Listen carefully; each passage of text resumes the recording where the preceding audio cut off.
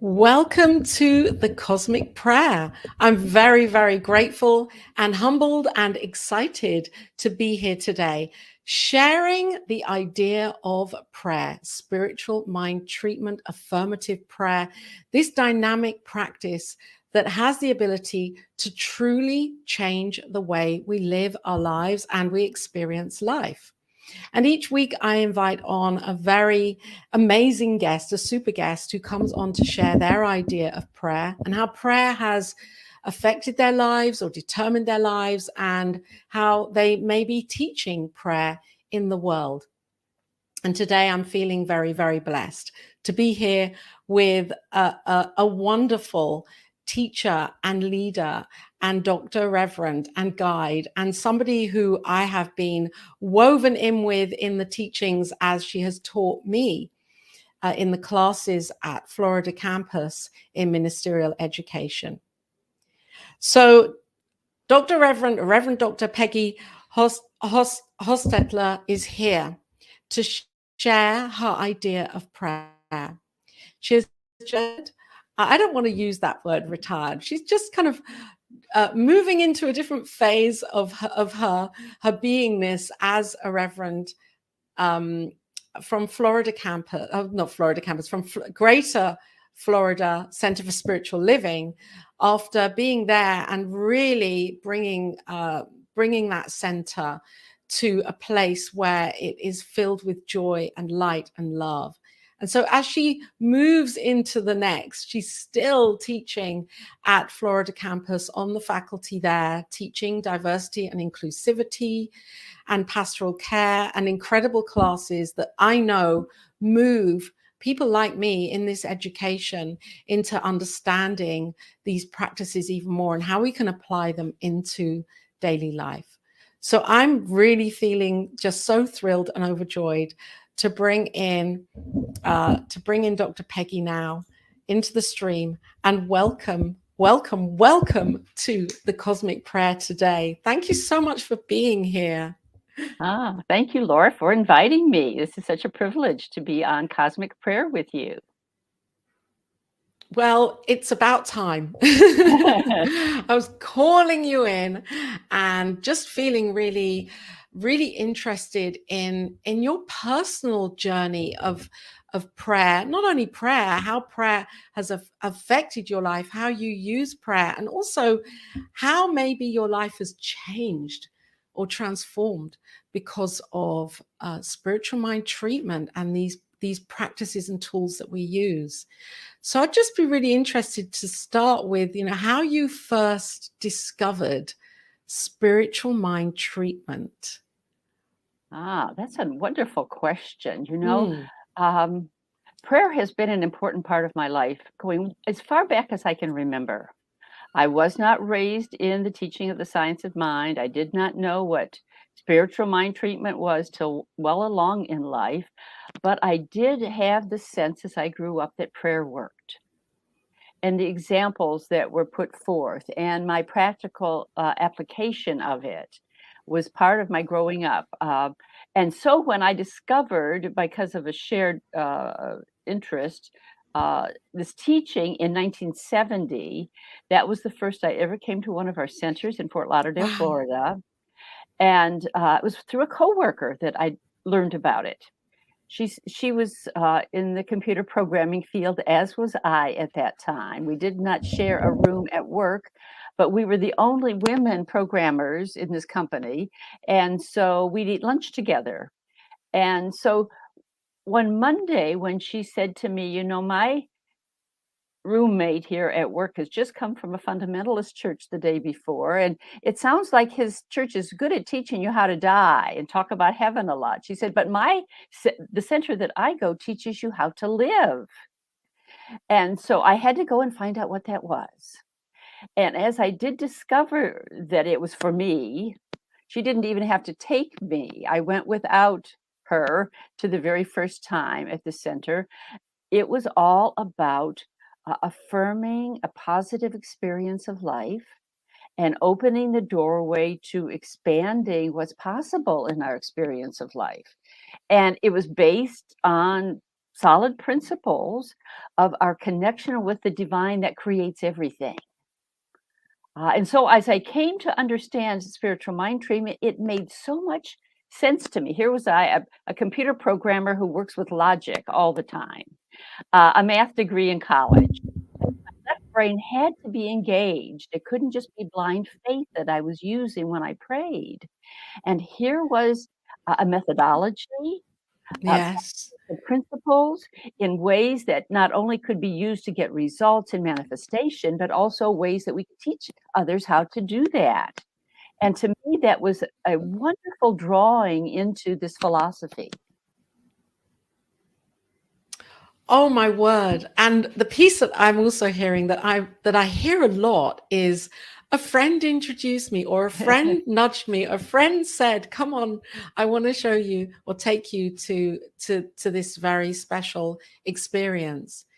And so for you, I'm feeling that was a real heart-opening experience, using your head a lot and being, in that world of computing and logic and things having to make sense on the screen. To be present and open your heart in that way. How did that experience actually demonstrate for you? How was your life changing then by using prayer, by using spiritual mind treatment? Well, very early on, my husband was also taking classes. We demonstrated a new home. We were living in a neighborhood that really wasn't very good.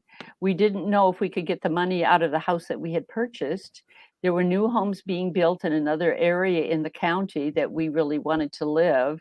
And through prayer, all of that unfolded in that the seller actually bought our house. And we rented it for a couple months while the house was being constructed.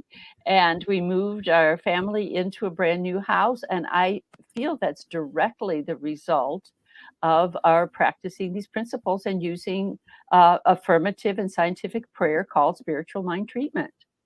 That was just the beginning. There are too many occasions to get into details, but yeah, that was the first. That was the first big one. Mm-hmm.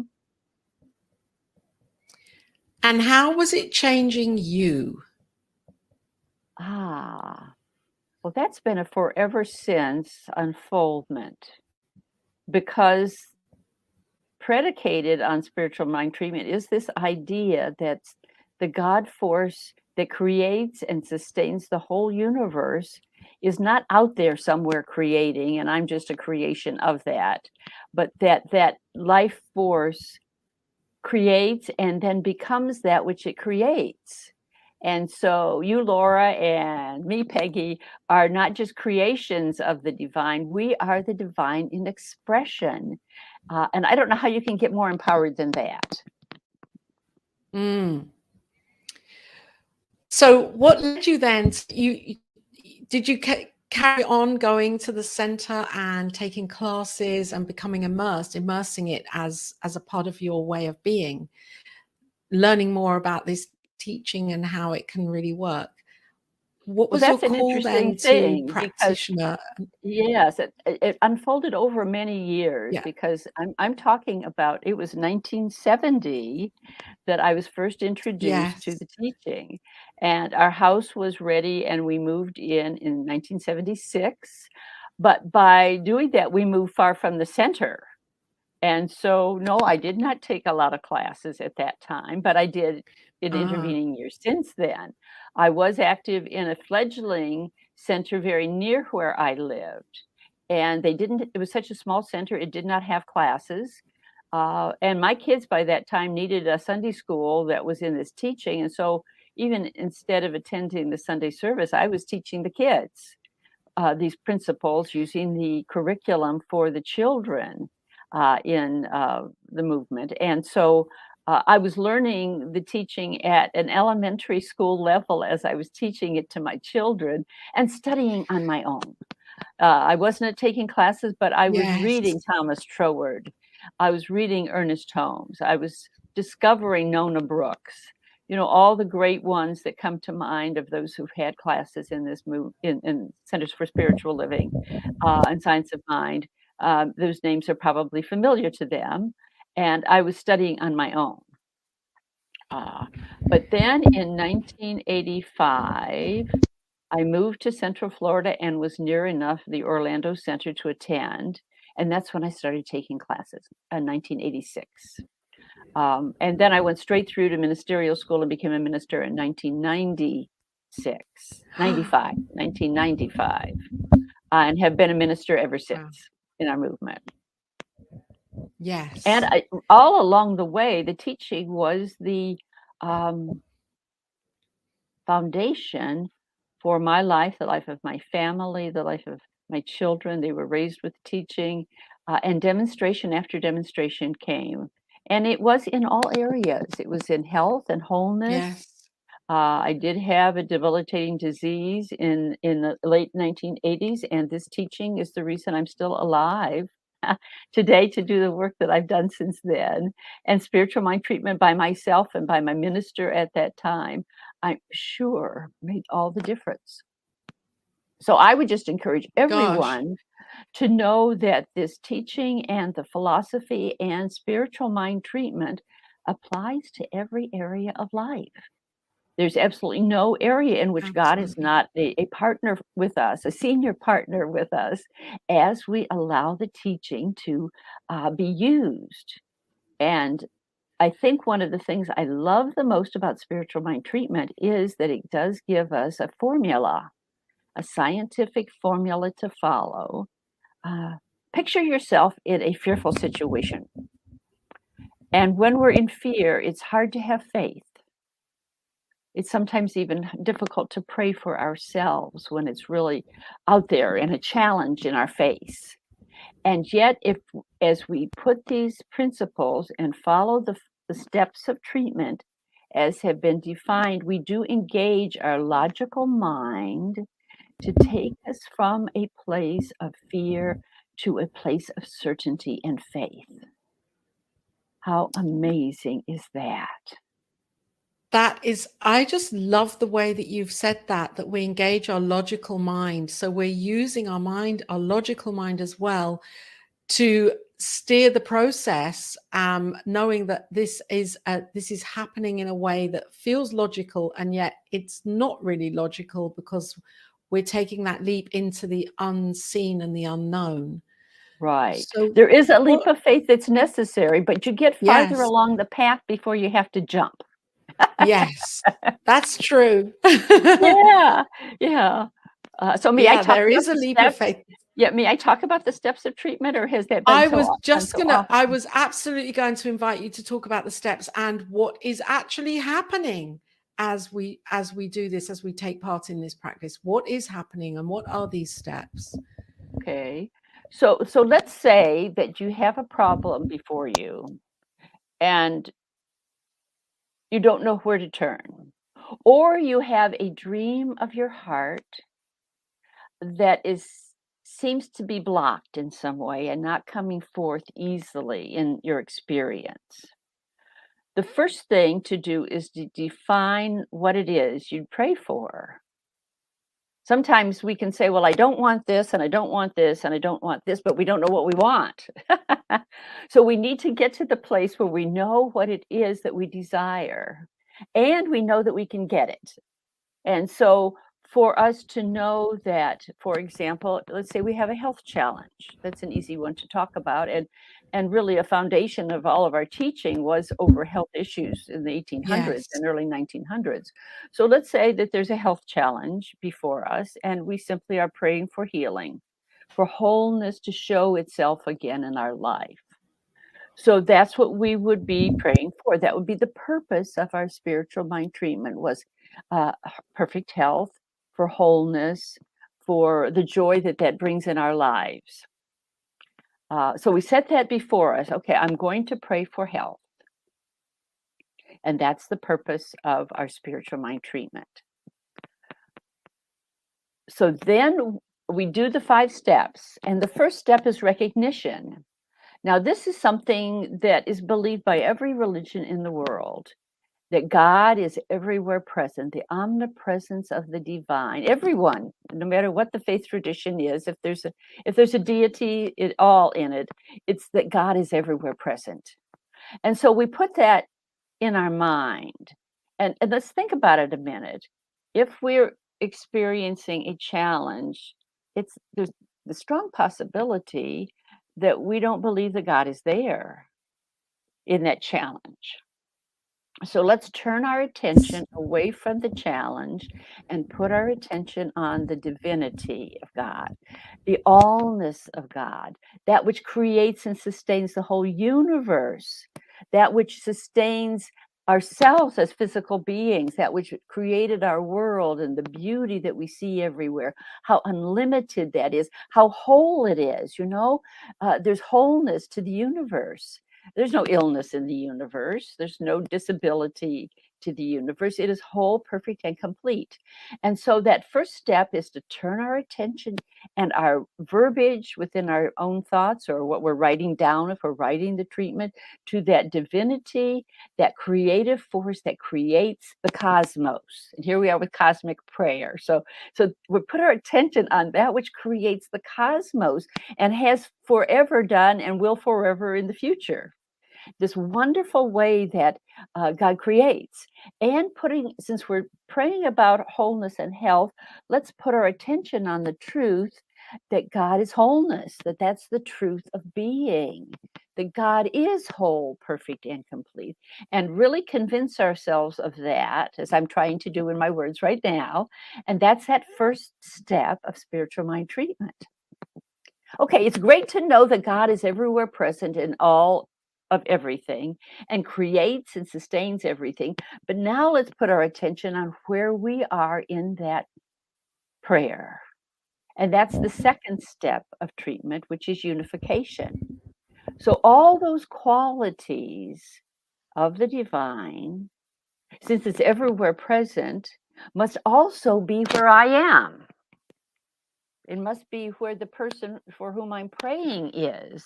That if God is everywhere present and is wholeness, then that is the truth also of me. And that's that unification step. So I probably spend a little less time convincing myself of that, because it's a given when we realize there's no spot that God is not. Right. So we have grounded ourselves in this wondrous place of our sensing ourself being at one with that which creates everything. And that is a limitless source, and certainly can create for us in our life that which we desire right now. And so with the grounding, laying that wonderful foundation that God is everywhere present and all powerful and wholeness, and that we are one with that, because there's no spot where God is not. So we are filled with that which God is, and we are a part of those qualities of the divine. Now we can move into our realization step, that third step, which we get specific for ourselves as to that which we desire. And we always speak it in the present tense as though it has already occurred. We're planting a seed in that law of mind that will take fruit and grow. And so as we then claim, wholeness must be mine, And when we're talking about wholeness of our physical nature, our mental nature, here's a point that's very important for us to remember, that there is this perfect pattern for us in the mind of the divine, or else we would not exist at all. There's a perfect pattern for our physical body.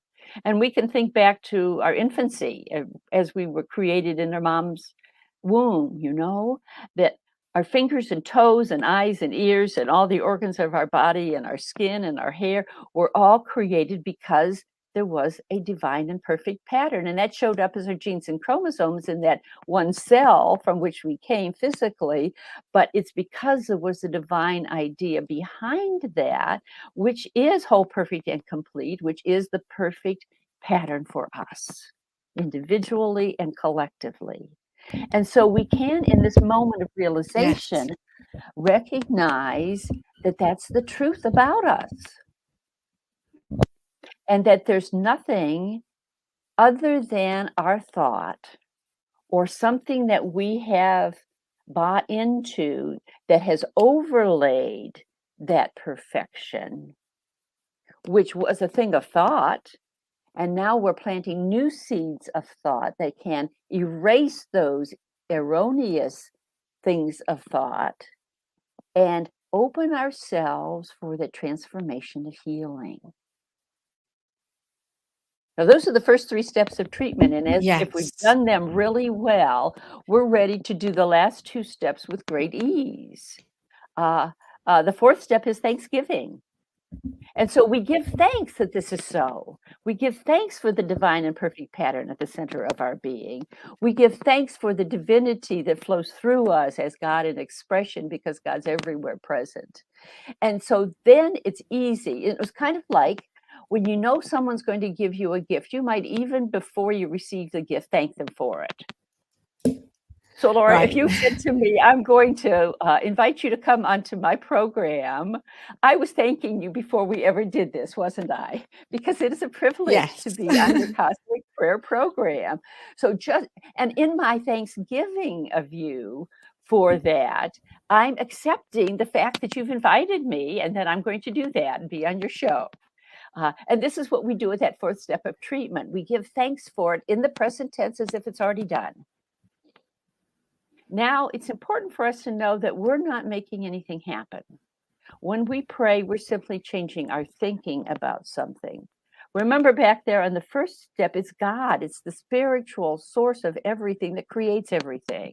And so our job is not to create the healing in our life, or the abundance in our life, or the success, if that's what we're praying for in our life. Our job as we pray is to change our belief about it. And instead of thinking it's not possible that this outcome that I desire will occur, for us to give thanks that it is occurring. And that's what sets that wonderful law that creates everything in motion. And at that point, it's important that we let it go, since we know we're not releasing it. And that's the 5th step of treatment, which is release. We're handing it over to the law of good. We're acknowledging that that power that creates and sustains the whole universe is flowing through these ideas, which are seeds which we have planted in our subconscious, which is connected to the subconscious, the consciousness of the cosmos. And so as we let it go, there's this wonderful peace that comes. There's this wonderful certainty that we've taken ourselves from a place of fear to a place of faith. And how many times have we heard these words? If we've spent any time in the New Testament, your faith has made you whole. And at that point, that's what we're after, is coming to this place of release and of faith and handing it over to that which creates everything, to create for us that which is our desired good. Can't you just love what that does for us? Thank you. And thank you for explaining it like this and for sharing it. And I too said thank you when you accepted before you came on, for gifting us all here with your presence on the Cosmic Prayer. Reverend Peggy, thank you. It certainly is a privilege, and I love, as you can tell, I love to talk about this. I love love it. And I've written down some notes here because I have some questions. And firstly, though, I would like to just welcome those that are watching at whatever point in time viewing this. Welcome into the Cosmic Prayer here. We are with Reverend Dr. Peggy Hostetler, and we're sharing about prayer and her idea of prayer. And a couple of things that were flagging up as you were talking. Firstly, I love that when you talked about the first step, that yes, we're talking into the limitless, into the infinite, where everything and anything is possible. And then you talked about the erroneous beliefs, or the erroneous belief that maybe there are a couple of these beliefs, maybe that there isn't just one power, there are two powers, or that this one power may not, it's having that faith that that we are enough, and that we're good enough, and that there is enough. And so I'd really love you to share about that part, about the beliefs that we take on that may be universal in the collective, in race consciousness, in suggestion, and how sometimes, and I know I'm affirming this, but I'm not, I'm just questioning it, that it can be difficult sometimes to overcome those beliefs, even that we're deserving, or that God loves us, or that there is a loving presence that is always loving us and responding as love rather than as fear. How do we overcome that? Okay. In the spiritual mind treatment itself, and in other times as we're convincing ourselves about this, certainly we're not seeing the results of this kind of prayer manifesting everywhere in the world, because not everyone knows how to do this.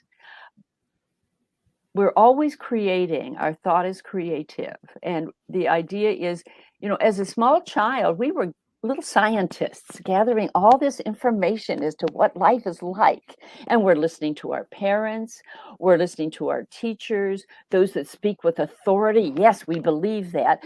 And if they inadvertently, or by their example, were teaching us something that is not true, we didn't have enough information to know that. And we embraced it, became a part of our our subconscious mind.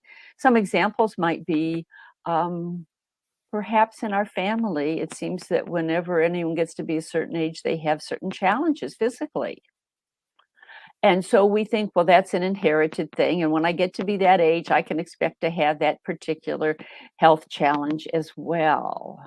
And so that is one particularly that we would perhaps choose to work on before it even occurs in our life. Maybe we haven't gotten to that age yet. This is perfect time to head it off before it manifests for us to realize that the human race and even science has filled us with some ideas which are not spiritually sound. This idea of inherited disease, for example. But what if we could make that shift and see ourselves not just as human beings with DNA and inherited things, but see ourselves as this divine spiritual being, and that our true parent is the divine. Our parents, our physical parents, our mother and our father, are the doorway through which we came into this life. And we would not be human beings on the planet without them. I don't know anyone who has not come by being born into this life as a physical human being. So that's what we all share. But at the same time, for us to transcend the idea that diseases have to be inherited, or that when you get to be a certain age, the certain challenge will be before us. And we can even use our logical thinking about that, in the idea that if that particular challenge happens at a certain age, everyone at that age would have it, and that's not the truth, even from the physical perspective.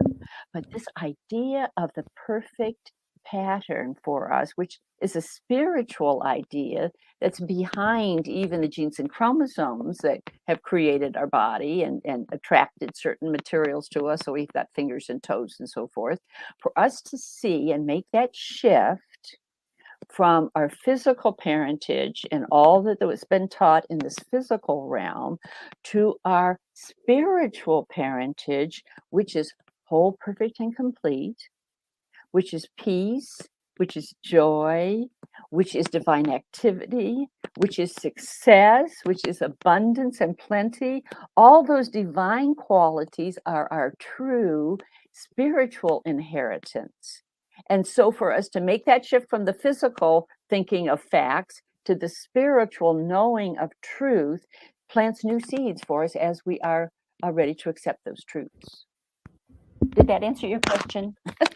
Yes, that certainly did answer my question, and I really like this this divine pattern that you talk about. I mean, the terminology, because I first read about that with spiritual economics with Eric Butterworth. He was talking about this divine pattern of God, you know, the divine pattern of prosperity, the divine pattern of who we are as whole, perfect, and complete. And so our training, as I'm hearing it from you, is to train ourselves to remember that, to constantly remember that this is who we are, that we are not defined by the material world that we are seeing with our eyes and with our five senses, to come back to that knowing of there's something else happening here, the divinity of who we are. Right. And that is where we treat from. Right. Yeah, there's this wonderful clip that I've used on a Sunday talk on Father's Day several years ago from The Lion King. And you can look it up on YouTube. But it's when he's been off at the far country and having fun. But then there's calling back. And there's this scene where the Lion King, his father, is speaking to him. And it says, he says to him, remember who you are. Remember who you are. And as the little young king, who doesn't know he's the king yet, looks in the water and he sees his reflection. Yes. He sees the reflection of what he is in truth as the new Lion King. And so those phrases, you're right, to remember who you are. Remember who you are as a divine spiritual being. And all that goes with that. Yes. And so another piece that's come through as you're talking is, because it's come through for me in the last few weeks, is this idea that when I speak a spiritual mind treatment, or when I actually use spiritual mind treatment for something that I desire, and it may be a desire of a letting go of an idea or a bringing in a new idea, and then something seems to happen where the opposite shows up in my life and I'm taken on a kind of a meandering pathway of, well, that isn't what I was knowing for myself. Why is the opposite happening? And I came to realize that not losing faith in the treatment is really important, because then I'm going to be offered the opportunity to grow with these experiences that come along that may not look like what it is that I am treating for or desiring in my life. And that can feel quite challenging at times. Yeah. And so how do we keep... There's a wonderful analogy that I would use in that regard. Let's say you're putting a garden in and you're going to start growing a certain vegetable or flowers. And so you clear the land, you dig up the sod or whatever was there before, and you plant the seeds you want to grow. Those aren't the only things that sprout. You get the start of your tomato plant, but there are some weeds that come up around too. Right. And so here we are.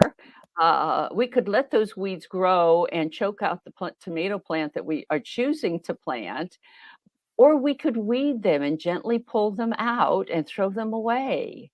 So yes, you're right. As we claim something new, the old ideas, which were deep in our subconscious, and even perhaps in our synapses of our brain, have an opportunity to surface for us to do just like we would do in a garden and gently weed them and say, oh no, that's not what I wanted to grow, and remove them gently. Don't think that you didn't plant the right seeds, because if you start shifting your attention and thinking Ah, this is just a bed of weeds, you're not going to get your tomato plant. So for us to remember that we planted a good seed, and there may be a process for its unfoldment, just for things to come together in the right timing, and for us to stay on course, either to remind ourselves, remember who you are and what you prayed for, or to say an affirmation, claiming the truth and moving through those weeds, removing them gently from our thinking process, and say, there's no truth in these. These aren't my garden that I chose to plant.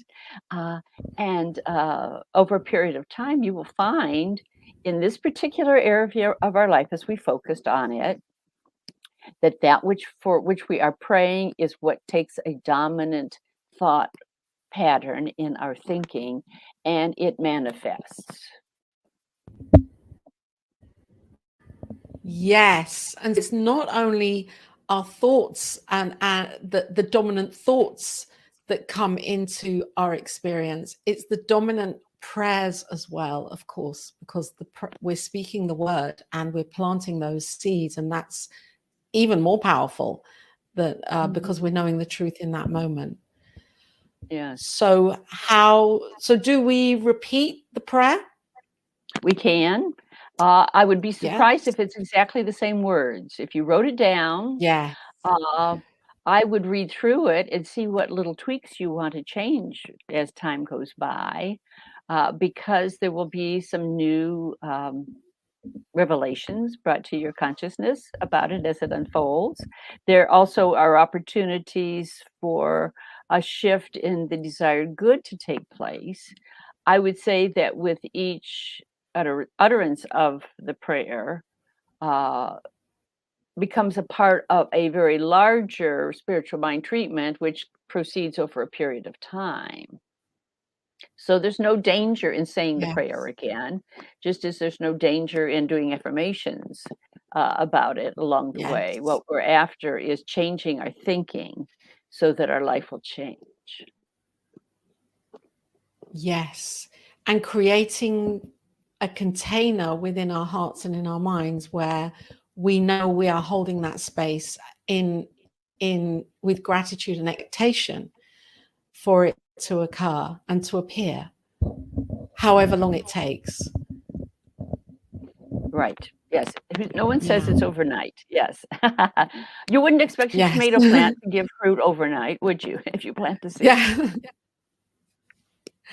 Excuse me. My minister here in the UK said that to me once about an oak tree. She said, Laura, you're planting a seed for an oak tree. It's not going to be a full-blown oak tree the next day.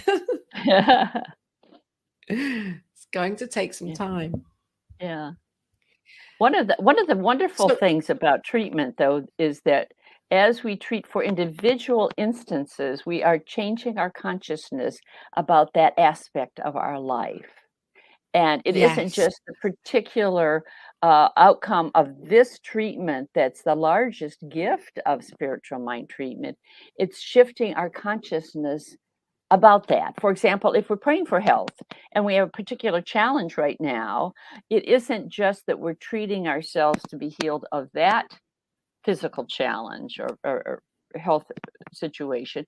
We are opening ourselves up to accept wholeness more fully in our life so that we stay healthier. yes. And that will, of course, affect all areas of our life because we can't separate it Right. into pieces. And so, Reverend Peggy, how do we take this even further out? How do we expand this for experiences and situations that we're seeing in the world right now, on our planet, the way people are being treated, the way situations are unfolding, political, all sorts of things that we feel maybe we're in bondage because we don't have a sense of control in our own lives.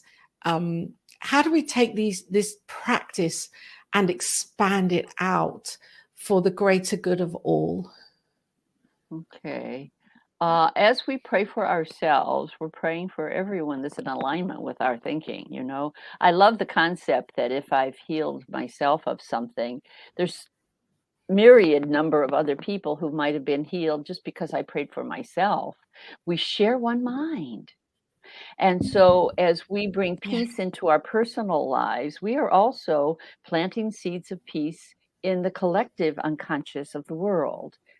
And of course, we can Yes. actually pray for peace in the world, and we do get together and do that together, often in the logical way on the 31st of January. Everyone is praying for peace on that last day of the year at noon Greenwich Mean Time. So in Florida, where I live, that's at 7 in the morning. So you can do it structurally with others, and other kinds of prayers are going on, I know, within our movement right now, especially for Ukraine. Yes.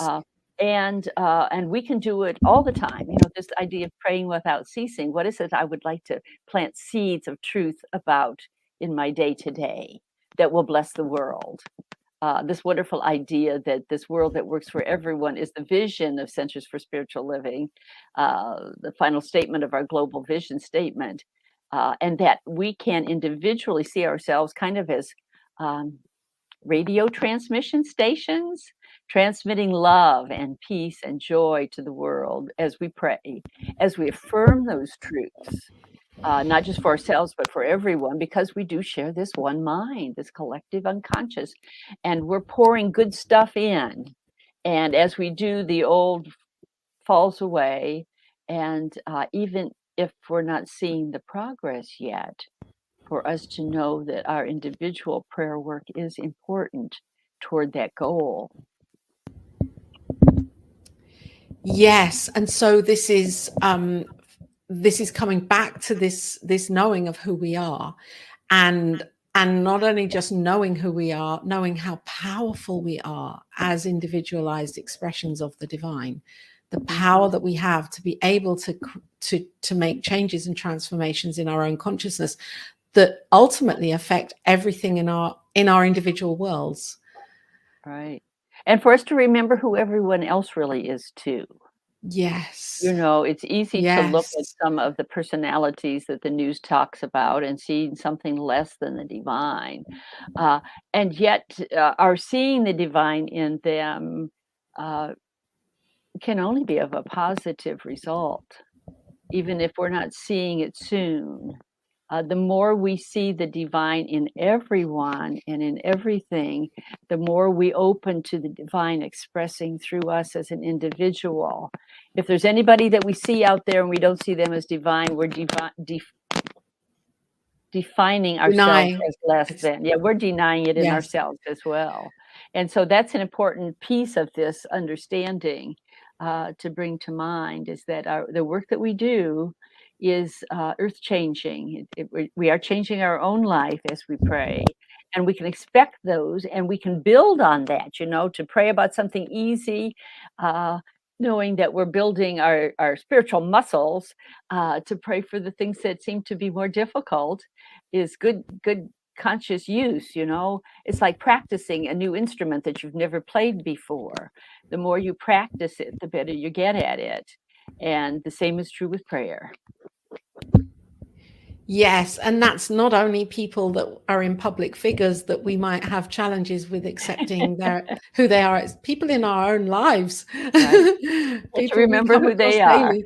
Yes. And in those moments, remember who they are, and to not necessarily overtly show that we know that, but for us to know it in our heart. That might not be the right time to actually converse with someone about it, but for us to never forget or remind ourselves to remember as quickly as we can that that person is a divine spiritual being. Right. And that's a forever challenge. You're right.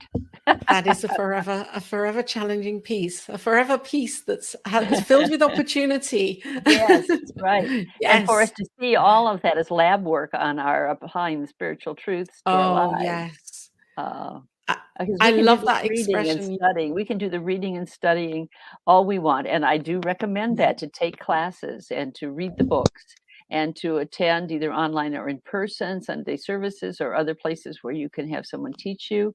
Uh, and then to also know that each moment is the experience of it. And just as if you took chemistry, you do a lab experiment that expresses the truth of that particular thing that you're learning in class, that our life is forever teaching us. And as we apply it, then we know that we know that we know.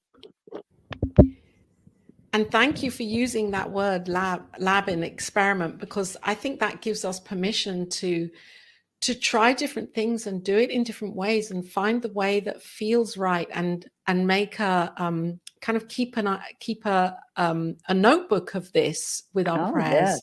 so that we get an idea of how it's working and how powerful it is, and not just taking it for granted.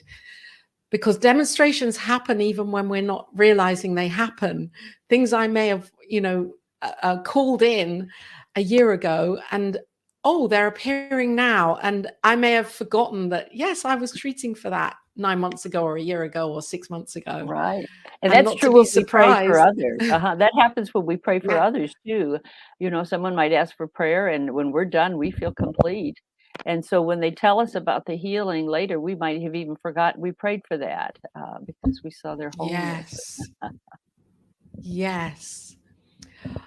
Reverend Peggy, thank you so much for being here today on the Cosmic Prayer and really shining your light and your wisdom and knowledge through.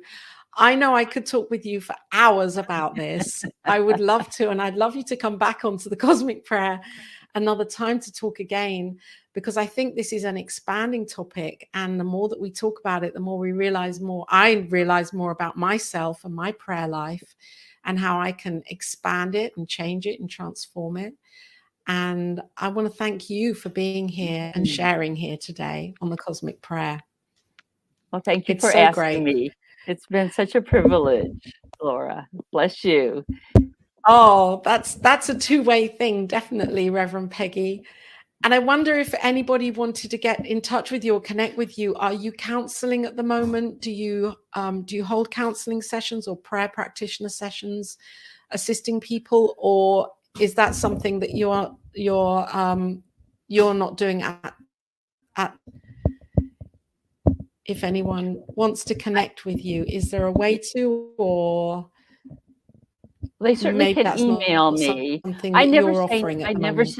I never say no when someone asks for prayer or counseling. So Okay. I am retired recently from Greater Orlando Center for Spiritual Living, and yet I do have time in the day always to pray with folks. So shall I say that, or do you have my email Okay. that you'll put out there?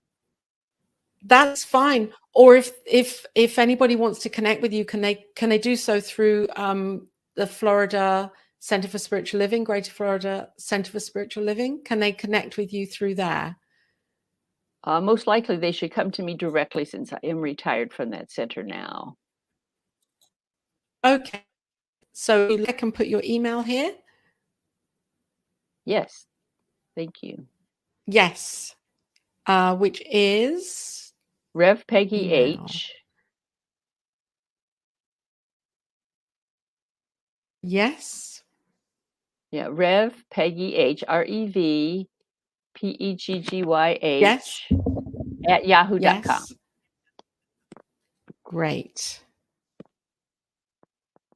Fantastic. So if anybody is interested in learning more about you, or really for a reason to have counseling, prayer practitioner work, or a prayer request, they can email you in there and connect with you and find out more about what you're doing. Because I'm sure, even though you're saying you're retired, I'm sure there's an unfolding in this happening too, which I'm Okay. interested to witness. I'm interested to do that as well. Fantastic. Thank you, Oh, I would love Reverend to thank Peggy. I would love to thank you, Laura, for this venue that you've created. You are blessing so many by opening the door for connections, and I just bless you in this work and look forward to hearing great things as it unfolds. Oh, thank you for saying that. That feels so great because I know that as a teacher and a guide for me, I just love everything you're doing and the work that you've done and shared with me in class. And so I feel honored that you are here today, and you inspire me to keep going and doing this work and bringing these teachings forwards for people to transform their lives. Yeah. Great privilege. And of course, we're here through New Thought Media Network, which is a global focus ministry, sharing these teachings every single day of the year in so many different ways, with programs and through music and discussion and lessons and learning and meditations and prayer, all sorts of ways, which is very exciting and very creative. So you can know more about the network by going to the website address here, find out more about the shows and the presenters and the vision and the mission of this network. And of course, if you would love to be woven into the consciousness of this vision, there is a donate button there. Feel free to do so and to say yes to the continuing of the great work that New Thought Media Network is doing here. And as we always complete this show with a spiritual mind treatment, I would love for you to do that today, Reverend Peggy. Would you I would be privileged. Love to pray. inspire Yes. us all with your words for whatever the purpose is that's in your heart right now?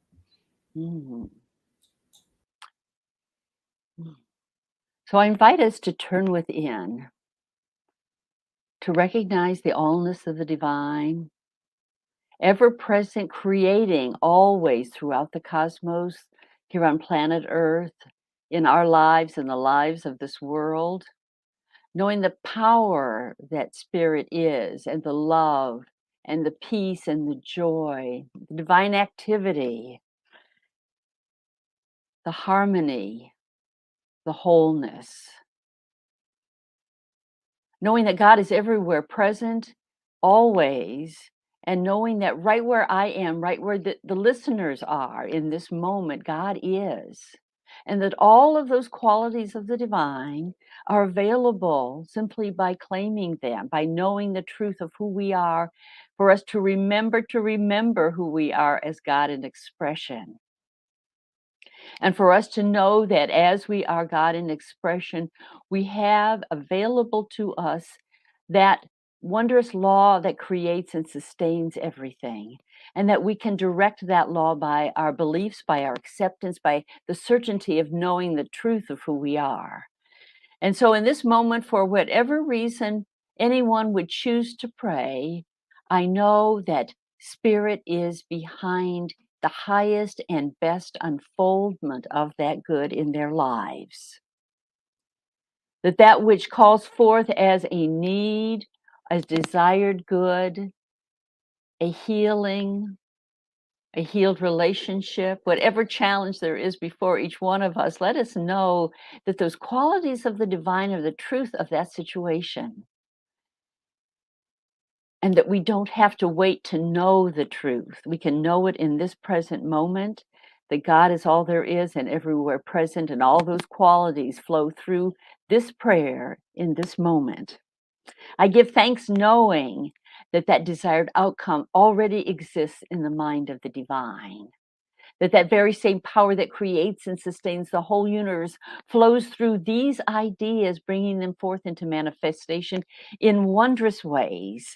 I give thanks that this is already happening in mind, and that it is unfolding in the divine and highest way for each one. I give thanks that I know that this is so. I release it into that law of creativity that creates and sustains everything, and I let it go, knowing that it is done, and so it is. And so it is. Thank you. Thank you, Reverend Dr. Peggy. Thank you for being here. And thank you to everybody who's watching at whatever point the Cosmic Prayer this week with Reverend Dr. Peggy Hostetler and I'm just feeling so blessed and grateful. I want to carry on talking with you even after the show's ended here. Bye for now, and we'll be back next week with the Cosmic Prayer. Bye-bye.